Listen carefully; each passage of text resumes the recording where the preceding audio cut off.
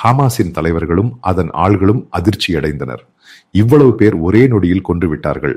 ஹமாஸின் போராளிகளை அடித்து தூரம் தள்ளினர். மிகவும் துல்லியமாக உளவுத்துறை ஒவ்வொரு பகுதியிலும் குண்டு வீசினர். அப்படி இவ்வளவு பேர் 1000 பேருக்கும் மேல் அங்கு தாக்கப்பட்டனர். அதற்கு மேல் நடக்கும் சாத்தியம் உள்ளது. தொடர்ந்து தாக்குதல் நடத்துவதே இஸ்ரேல் முடிவு செய்துள்ளது. காரணம், இவர்களை அதற்குள் இருந்து வெளியேற்றுவது. முன்பு நான் வீடியோவில் சொன்னேன். ஒரு இஸ்ரேலி அமைச்சர் சொன்னது, நான் இந்த கோட் செய்தது. இங்கு நீங்களுக்கு உணவும் மருந்தும் எதுவும் இல்லை. இங்கு முழுவதும் குண்டு மட்டுமே உள்ளது. விரும்பினால் வெளியே போய் பொருட்கள் வாங்கிக் கொள்ளலாம். அங்கு நாங்கள் கொடுத்து விட்டோம். அங்கு போய் சாப்பிடுங்கள். இது மிகவும் துல்லியமான ஒரு பரிந்துரையும் ஒரு திசையும் கூட. இஸ்ரேலிய உள்துறை அமைச்சர் கொடுத்திருப்பது இதன் கட்டுப்பாட்டு பகுதி என்று சொல்வது. ஹமாஸ் 2ஆம் முறையாக மீண்டும் பெரிய சக்தியாக வரும் என்று சொன்ன எத்தனையோ மலையாள மீடியா உள்ளது.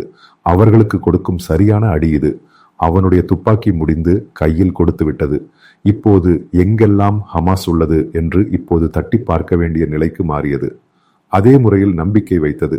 அதனால்தான் அழுகையும் கதறலும் தொடங்கியது. உலகில் ஒரே ஒரு நாடுகளும் பேசுவதில்லை. ஏன் மற்ற ஐரோப்பிய நாடுகளும் மற்ற நாடுகளும் ஒரு எழுத்தும் பேசுவதில்லை? ஏன் ஐக்கிய நாடுகளுடன் போய் வேலை பார்க்க சொன்னார்கள்? இங்குள்ள விஷயம் நாங்கள் தான் பார்ப்போம், துல்லியமாக சொன்னார்கள்.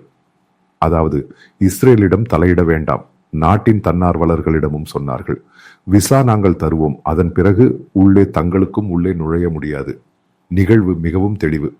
சுமார் இன்னும் மீதமுள்ள ஹமாஸையும் சேர்த்து தாக்கிய பிறகு காசா முழுவதும் சுத்தம் செய்து இஸ்ரேல் மீண்டும் கைப்பற்றும் எனது ஒரு பார்வை. நேற்று 2 நாட்களின் குண்டுவீச்சு முடிந்த பிறகு சுமார் காசா முழுவதும் சுத்தமாகிவிட்டது என்றுதான் எனது ஒரு மதிப்பீடு.